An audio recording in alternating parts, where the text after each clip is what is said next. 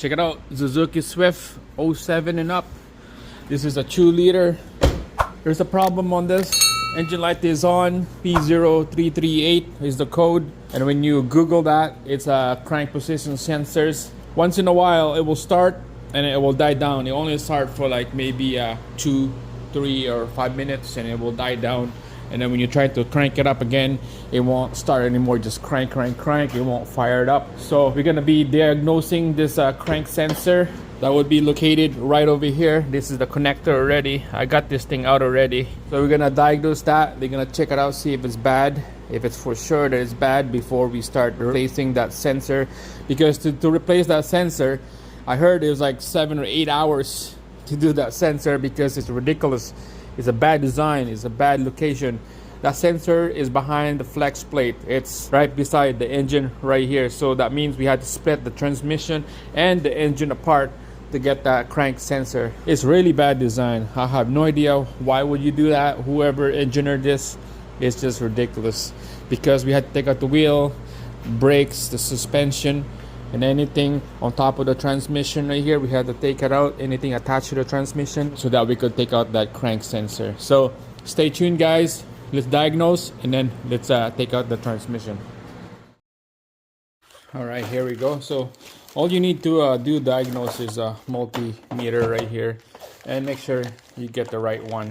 You got the sensor already. I purchased this already because it took about a week and a half to come in. It says here, it depends on the temperature, around 200 Celsius or 68 Fahrenheit. Should be about 480 up to 660 ohms on that one. So on that range, if you're on that range, it means that that sensor is good. So let's do a check on the new part right here. Let's see what we got. All right, so make sure you're on kilo ohms, low setting, okay?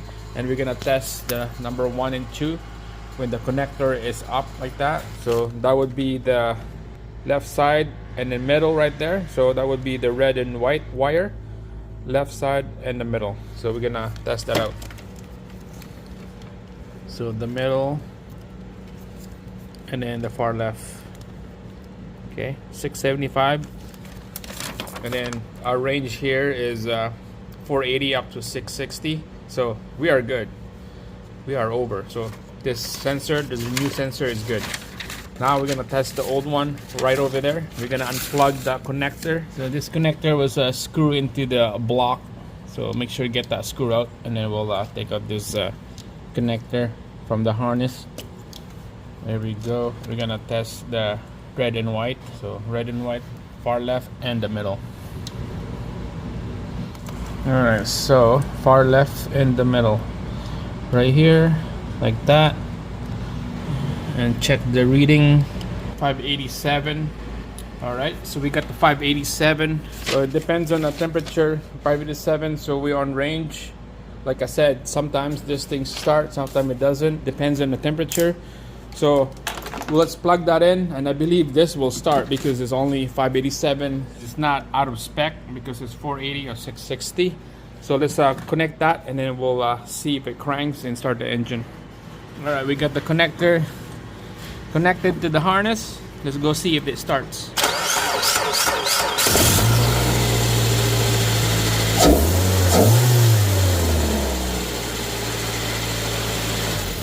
All right, guys, so you see it start because when I tested out, we're on spec on that sensor. But like I said, eventually it will die down, and this is not good. If you're driving for who knows 5-10 minutes, that would kill that sensor and it's not gonna start. So it's better to be changing it now, and if you don't, down the road you're gonna be stuck.